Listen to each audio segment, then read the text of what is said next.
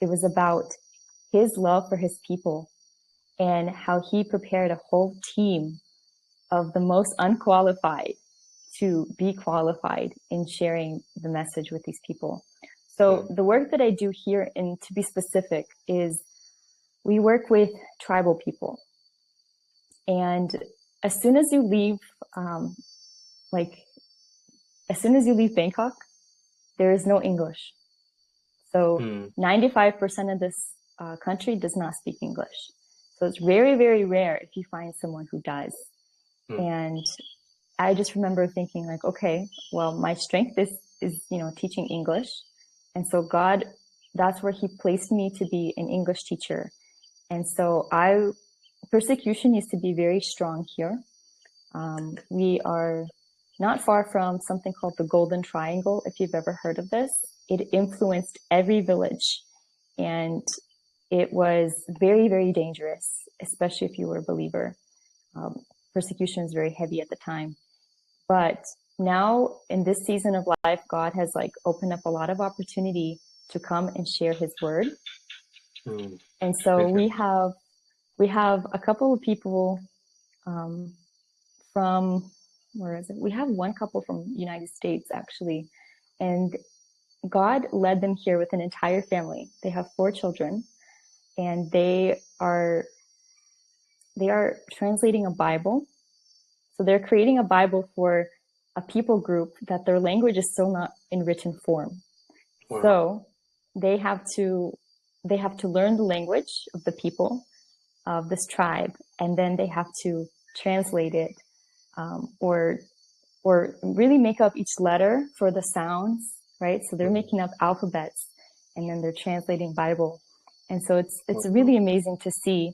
And so we recently, we received a Bible for the Mian tribe. So Mian is different from Thai. They are part of the hill tribes. So up in the hills of Chiang Rai, there are many different tribal people, and they're extremely different.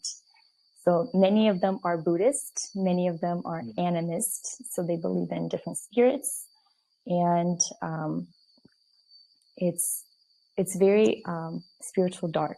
You really feel it at times. And so it's really amazing because now if you choose to come, the Buddhist schools are open for teachers, right? They're open if you come and teach Bible for an hour.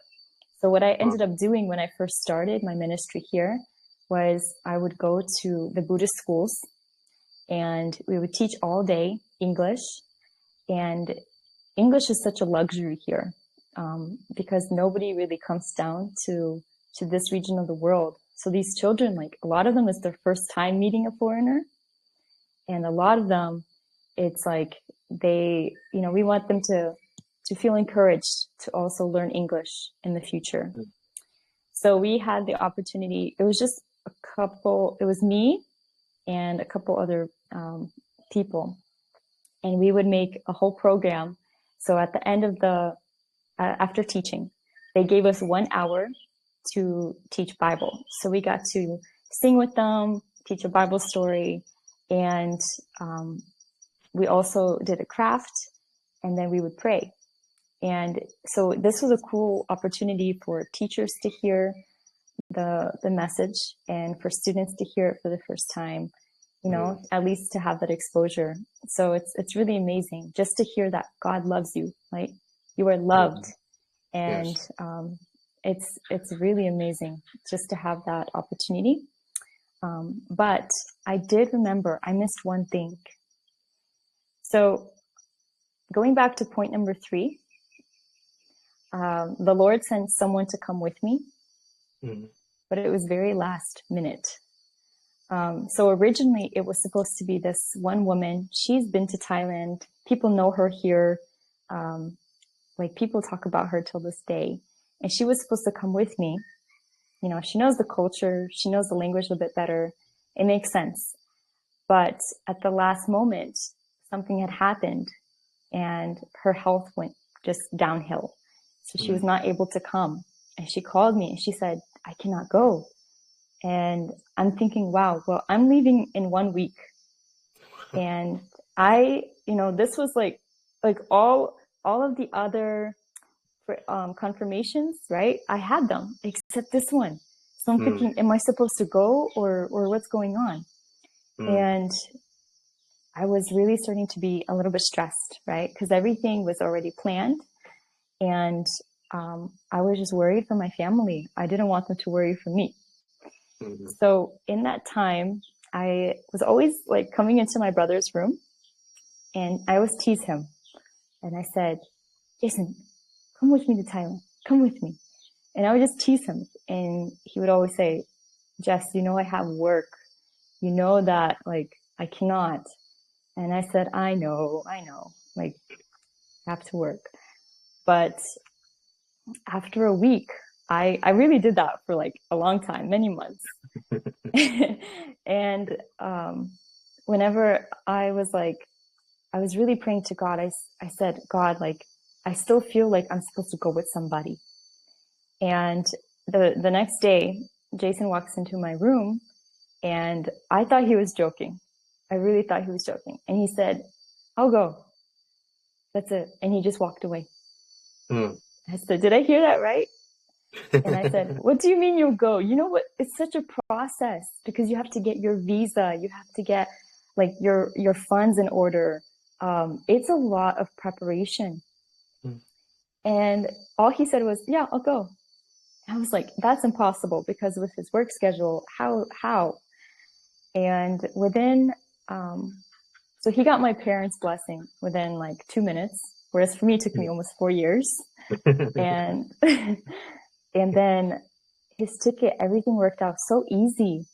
His visa, he got it the day before we flew out. Wow. Everything was just like perfect. It was perfect. Mm, And so, all like I was leaving and all those requests were fulfilled. So I knew it was green light. It was God's timing for me to go. mm, I didn't know exactly what I would be doing there, how long I will stay. And originally it was just 3 months. But in my heart, I really, really felt it was going to be longer. I mm. really did. But I didn't I didn't know this. I didn't understand it at the time.